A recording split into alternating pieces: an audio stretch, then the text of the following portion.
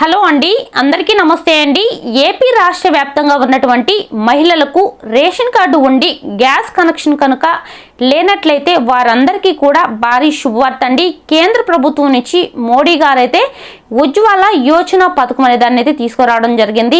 ఈ పథకం ద్వారా కొన్ని కోట్ల మందికి అయితే ఉచితంగా ఇది వరకు గ్యాస్ కనెక్షన్ అనేది ₹1 కూడా కట్టకుండానే ఉచిత గ్యాస్ కనెక్షన్ అయితే వస్తుందండి. ఆల్రెడీ చాలా మంది కూడా ఇంతకు ముందే ఒక 5 నెలల క్రితము చాలా మంది అయితే అప్లై చేసామని అయితే చెప్పడం జరిగింది.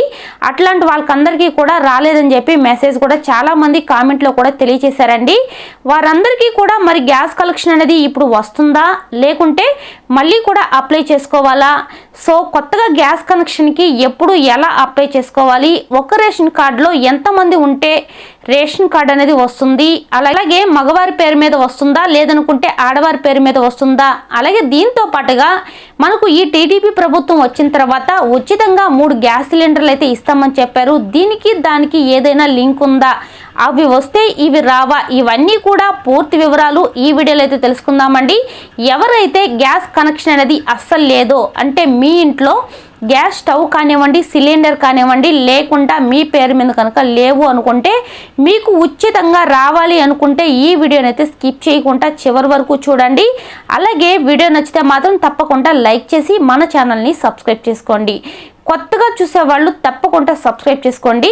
ఇలాంటి గవర్నమెంట్ నుంచి వచ్చే ప్రతి ఒక్క అప్డేట్ కూడా నేనైతే మీకోసం అందిస్తూ ఉంటానండి. ఓకేనండి, మరి లేట్ చేయకుండా వీడియోలోకి అయితే వెళ్ళిపోదామండి. ఏపీ రాష్ట్ర వ్యాప్తంగా ఉన్నటువంటి మహిళలందరికీ కూడా కేంద్ర ప్రభుత్వం నుంచి నరేంద్ర మోడీ గారు ఉచిత గ్యాస్ కనెక్షన్ అయితే తీసుకొచ్చారండి. ఇంతకు ముందు మనకు ఒక 10 సంవత్సరాల కిందట దీపం పథకం అనే పథకాన్ని అయితే తీసుకొచ్చారు. ఆ పథకం ద్వారా అప్పట్లో ఉచితంగా గ్యాస్ స్టవ్ కానివ్వండి, అలాగే సిలిండర్ కానివ్వండి ₹1 కూడా పే చేయకుండా రేషన్ కార్డు ఉన్న ప్రతి మహిళకి కూడా ఇచ్చారు. ఆ తర్వాత ఉజ్వల యోజన పథకం అయితే తీసుకురావడం జరిగిందండి. ఆ పథకం ద్వారా కూడా ఇదే విధంగా ఇచ్చారు. ఇప్పుడు ఉజ్వల యోజన 2.0 ఈ పథకాన్ని అయితే మళ్ళీ కూడా ప్రారంభించారండి. సో చాలా మంది మాకు గ్యాస్ అనేది అప్లై చేసాం కానీ మాకైతే రాలేదంటున్నారు. సో మీకు అప్పుడు రాలేదు కాబట్టి ఇప్పుడు మళ్ళీ కూడా ప్రారంభించారండి. ఎవరైతే ఉజ్వల యోజన పథకం ఉన్నప్పుడు రాలేదో, ఇప్పుడు ఉజ్వల యోజన పథకం 2.0 ఈ పథకం అయితే ప్రారంభించారు కాబట్టి మళ్ళీ కూడా మీరైతే అప్లై చేసుకోండి, మీకు మళ్ళీ కూడా వస్తుంది. మరి అప్లై చేసుకోవడానికి ఏమేమి కావాలి, డాక్యుమెంట్స్ ఏమేమి ఉండాలి, అసలు ఎక్కడ అప్లై చేయాలి, ఈ పూర్తి వివరాలు కూడా మనం అయితే తెలుసుకుందాము. దానికంటే ముందు ఇంకొక విషయం అండి. టీడీపీ ప్రభుత్వం అంటే ఇప్పుడు మనకు కూటమి ప్రభుత్వం అయితే వచ్చింది కదండి. ఈ కూటమి ప్రభుత్వం వచ్చిన తర్వాత మహిళలందరికీ కూడా ఉచితంగా 3 గ్యాస్ సిలిండర్లు అయితే ఇస్తామని చెప్పారు సూపర్ 6లో భాగంగా. అయితే ఆ గ్యాస్ సిలిండర్లు వస్తే ఇవి వస్తాయని చూసుకున్నట్లయితే అక్కడ మనకు గ్యాస్ సిలిండర్లు అయితే రావండి. ఉచితంగా మనం సిలిండర్లు తీసుకెళ్తే వాటిల్లో మనకు గ్యాస్ పట్టిస్తారు, అంతేగాని సిలిండర్లు తీసుకొచ్చి మనకైతే ఇవ్వరు. సో అవి మనకు కావాలి అంటే ముందుగా మనకి ఏముండాలి, గ్యాస్ కనెక్షన్ అనేది ఉండాలి. గ్యాస్ కనెక్షన్ అనేది మనం బయట తీసుకోవాలన్నా కూడా సిలిండర్ గ్యాస్ పై 2 తీసుకోలేదన్నా 3-4 వేల రూపాయలు అయితే ఖచ్చితంగా అవుతుంది. సో మనం ఎంత కాస్ట్లీ కొన్నా కనీసం 6,000 రూపాయలు అయితే అవుతుంది. మనకు ఈ ఉజ్వల యోజన పథకం ద్వారా ₹1 కూడా ఖర్చు అనేది లేకుండా, ₹1 కూడా పే చేయకుండా ఇదైతే మీరు అప్లై చేసుకోవచ్చండి. ఏం లేదండి, మీకు మ్యారేజ్ అయ్యుండి మీ పేరు మీద రేషన్ కార్డు అనేది ఉంటే చాలండి. ఉజ్వల యోజన పథకం ద్వారా మనం గ్యాస్ ఏజెన్సీ దగ్గరికి వెళ్ళినట్లయితే అక్కడ మనకు ఆధార్ కార్డు, రేషన్ కార్డు ఏదైనా ఉంటే ఆధార్ కార్డు, రేషన్ కార్డు ఉండాలండి తప్పనిసరిగా. అలాగే మీకు సంబంధించి బ్యాంక్ బుక్ కూడా ఉండాలి. ఆధార్ కార్డు, రేషన్ కార్డు అనేది తప్పనిసరిగా ఉండాలండి. అలాగే దాంతో పాటుగా మీకు బ్యాంకు బుక్ కూడా ఉండాలండి. బ్యాంకు బుక్ ఎందుకు, వాళ్ళు మనకు ఫ్రీగా ఇస్తున్నారు కదా అని చెప్పి చూసుకున్నట్లయితే మీకు ఆ గ్యాస్ కలెక్షన్కి సంబంధించి సబ్సిడీ కూడా రావడం అయితే జరుగుతుందండి. ఎంతో కొంత అమౌంట్ అనేది మీకైతే అకౌంట్లో కూడా పడటం అయితే జరుగుతుంది. అందుకని చెప్పి మీరు Aadhaar card, ration card, bank book కనుక మీరు తీసుకొని వెళ్ళాలి. అలాగే బ్యాంక్ బుక్కి ఆధార్కి లింక్ అయిన ఫోన్ కూడా తప్పగే మీ ఆధార్కి బ్యాంకు బుక్కి లింక్ అయిన ఫోన్ కూడా తప్పనిసరిగా తీసుకెళ్లాలండి. మనకు ఇప్పుడు ప్రభుత్వం నుంచి, టీడీపీ ప్రభుత్వం నుంచి కూడా అయినా ఏ పథకాలు వచ్చినా కూడా అకౌంట్కి ఆధార్ కార్డుకి లింక్ అయిన మొబైల్ నెంబర్ అనేది ఖచ్చితంగా ఉండాలండి.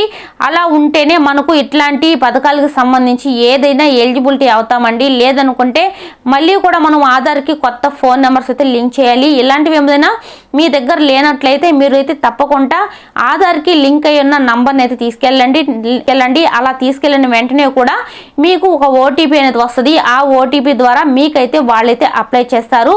అప్లై చేసిన 1 నెల లేదనుకుంటే 2 నెలల్లో మీ మొబైల్కి అయితే మెసేజ్ అయితే వస్తుందండి. మీరు మెసేజ్ చూసుకోండి. ఆ తర్వాత అక్కడి నుంచే మీకు కాల్ కూడా రావటం అయితే జరుగుతుందండి. అలా కాల్ వచ్చిన తర్వాత మీరు అక్కడికి వెళ్ళారంటే మీకు ఉచితంగా గ్యాస్ సిలిండరు, గ్యాస్ స్టవ్, అలాగే రెగ్యులేటరు, అలాగే దానికి ఉంటుంది కదండి పైపు, సో లైటర్తో సహా మొత్తం కూడా ఫ్రీగా అయితే ఇస్తారండి. సో అలాగే ఇంకొక విషయం అండి, చాలామంది ఇవన్నీ ఉంటే మనకి ఇప్పుడు కూటమి ప్రభుత్వం ద్వారా ఉచితంగా దీపం పథకం ద్వారా ఉచితంగా 3 సిలిండర్లు అయితే వస్తున్నారు. కాబట్టి మనకు గ్యాస్ కనెక్షన్ ఉంటే అవైతే తీసుకోవచ్చు. గ్యాస్ కనెక్షన్ అనేది లేకపోతే తీసుకోలేమన్నమాట.